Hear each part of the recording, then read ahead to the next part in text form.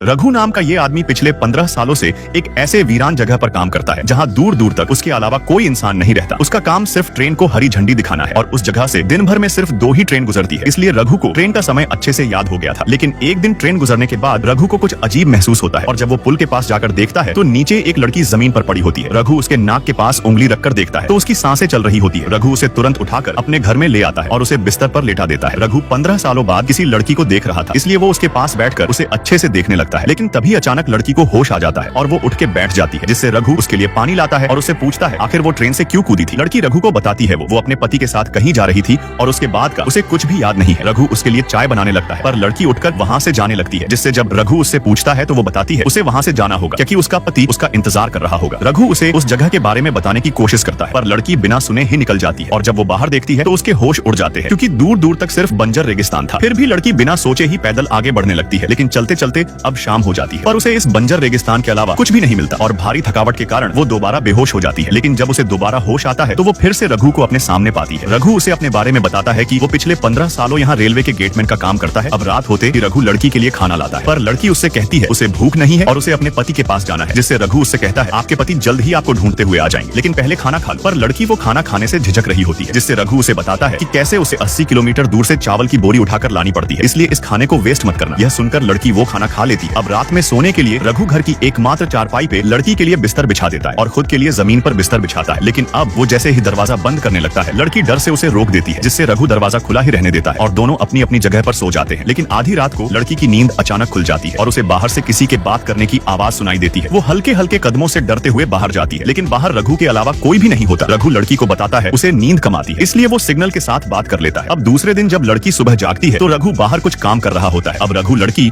और अपने लिए चाय बनाता है और लड़की को चाय पकड़ाकर अपने बारे में बता रहा होता है। लेकिन तभी फोन की घंटी बजती है जो ट्रेन के टाइम के लिए होती है, जिससे रघु लड़की को बताता है अब आप जल्द ही घर जा पाओगी। लेकिन अब टाइम सुनने के बाद जैसे ही रघु सामने वाले को लड़की की खबर देने वाला होता है फोन अचानक कट जाती है और जब रघु नीचे देखता है तो वो फोन उस लड़की ने ही काटी होती है। आगे लड़की रघु को बताती है कि असल में वो ट्रेन से गिरी नहीं थी बल्कि कूद गई थी और जब रघु इसकी वजह पूछता है तो वो लड़की बताती है कि उसका नाम चेतना है और वो एक मनोविज्ञान चिकित्सक है। कुछ महीने पहले उसे अपने ही एक मरीज से इलाज के दौरान प्यार हो गया और दोनों ने जल्द ही शादी कर ली। लेकिन शादी के थोड़े दिनों बाद ही उसके पति को पागलपन का दौरा पड़ने लगा और उनके बीच झगड़े होने लगे, जिससे वो अपने पति के इलाज के लिए ट्रेन से एक दूसरे डॉक्टर के पास जा रही थी और ट्रेन में फिर से उसके पति को पागलपन का दौरा पड़ा, जिससे बचने के लिए वो ट्रेन से कूद गई। यह सुनकर रघु को चेतना के प्रति हमदर्दी होने लगती है और अब चेतना नहाने के लिए बाथरूम में जाती है, जिससे रघु उसे देखने की कोशिश करता है क्योंकि वह पिछले 15 सालों से किसी लड़की के करीब नहीं गया था। रघु अब धीरे धीरे चेतना की ओर बढ़ रहा होता है, लेकिन तभी चेतना उसे सामने से पहनने के लिए कपड़े मांगती है, जिससे रघु उसे अपने कपड़े पहनने को देता है और खुद भी नए कपड़े पहन लेता है। और जब चेतना नहाकर आती है तो वो उससे पूछता है तुम्हारे पीठ पर वो जख्म के निशान कैसे है। तब चेतना समझ जाती है कि रघु उसे नहाते हुए देख रहा था, लेकिन वो रघु को बताती है ये चोट के निशान भी उसके पति ने उसे दिया है। ये सुनकर रघु उससे कहता है तुम्हारी और मेरी स्टोरी एक जैसी है, हम दोनों का इस दुनिया में कोई भी नहीं है और हम आराम से यहाँ जिंदगी जी सकते हैं। लेकिन चेतना समझ नहीं पाती कि आखिर रघु क्या कहना चाहता था और तभी ट्रेन के आने का समय हो जाता है, जिससे रघु हरी झंडी दिखाने चला जाता है। तो चेतना रघु का हाथ बटाने के लिए उसके लिए खाना बनाती है और कमरे की साफ सफाई भी करने लगती है। लेकिन सफाई के दौरान जब वो एक पेटी में सामान रख रही होती है तभी उसके हाथ से एक छोटा लोहे का डिब्बा खुल जाता है और उसमें उसे कुछ पेपर के कटिंग मिलते हैं, जिसमें लिखा होता है कि एक शख्स 4 लोगों की हत्या करके फरार हो गया है। और तभी चेतना को उस डिब्बे से एक रेलवे की आईडी मिलती है जो वहाँ के असली गेटमैन रघु की आईडी होती है। तो सवाल ये है कि आखिर 15 सालों से ट्रेन को हरी झंडी दिखाने वाला ये शख्स कौन था।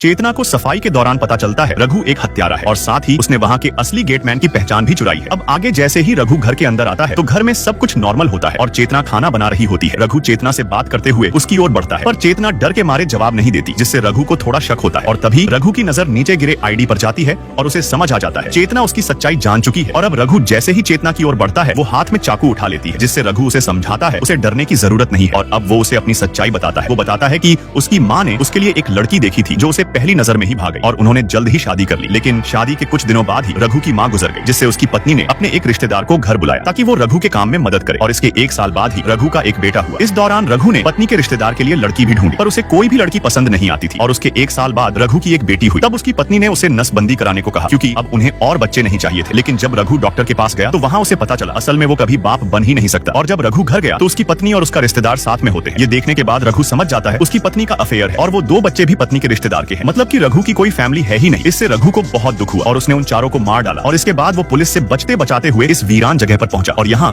उसकी मुलाकात रघु काका से हुई, जिन्होंने उसे आसरा दिया। लेकिन कुछ दिनों बाद ही वो भी बीमार हो गए और वो उनको डॉक्टर के पास भी नहीं ले जा पाया और उनकी मौत हो गई। और इस तरह से वो अकेले 15 सालों से यहाँ रह रहा था। रघु की दर्द भरी कहानी सुनकर चेतना को लगता है इस आदमी के साथ बहुत बुरा हुआ है, जिससे वो उसके साथ कुछ और दिन रुकने का फैसला करती है और अब वो रघु का हाथ बटाने के लिए पानी लेने जाती है। लेकिन इसी दौरान चेतना का पति उसे ढूंढते हुए वहाँ आ जाता है और वो रघु से अपनी पत्नी के बारे में पूछता है, पर रघु साफ मना कर देता है। तो अब वो आदमी रघु को बताता है उसकी पत्नी का ट्रीटमेंट चल रहा है और वो पूरी तरह पागल है। वो खुद से ही कहानियां बनाती है, वो खुद को डॉक्टर बताती है और उसका नाम सिखा है और अगर सिखा किसी के साथ रह रही है तो उसके भी जान को खतरा है। तो कृपया मुझे बता दो, मेरा नाम डॉक्टर सिंजो है। अब रघु को समझ नहीं आ रहा था वो किसकी बातों पे यकीन करे, इसीलिए वो तुरंत चेतना के पास जाता है और वो उससे पूछता है ये सिखा कौन है, जिससे वो समझ जाती है कि अब उसका पति वहाँ पहुंच चुका है। वो रघु से कहती है वो झूठ बोल रहा है, वो ऐसे ही सबको अपनी बातों से मना लेता है, उसकी बातों पे यकीन मत करो, वो मुझे मार डालेगा। रघु को कुछ भी समझ नहीं आता। तभी सिखा रघु से कहती है हम पुलिस को यहाँ बुला लेते हैं, पर रघु उसे बताता है पुलिस यहाँ नहीं आ सकती और वो खुद भी एक भागा हुआ मुजरिम है, जिससे अब वो दोनों वहाँ वापस आ जाते हैं और अब सिंजो चेतना को वापस ले जाने लगता है। लेकिन तभी रघु सिंजो से कहता है मुझे पता है तुम इसे ले जाकर मार डालोगे, इससे अच्छा तुम इसे मुझे दे दो। अब दोनों बात ही कर रहे होते हैं। तभी चेतना सिंजो पे पीछे से हमला कर देती है और जब चेतना रघु से कहती है तुम्हें तो मुझ पर भरोसा नहीं है, तुमने मुझे इस पागल के साथ मरने के लिए छोड़ दिया था। ये सुनकर रघु को पछतावा होता है और वो सिंजो को पूरी तरह से मार देता है। अब वो उसे दफनाने के लिए चेतना को फावड़ा लाने भेजता है। लेकिन इसी दौरान रघु को सिंजो के जेब से एक हॉस्पिटल की पर्ची मिलती है जिस पर लिखा हुआ था डॉक्टर सिंजो और उसकी पेशेंट सिखा। और अब जैसे ही रघु पीछे मुड़ता है तो सिखा उसके पीछे खड़ी होती है और फिर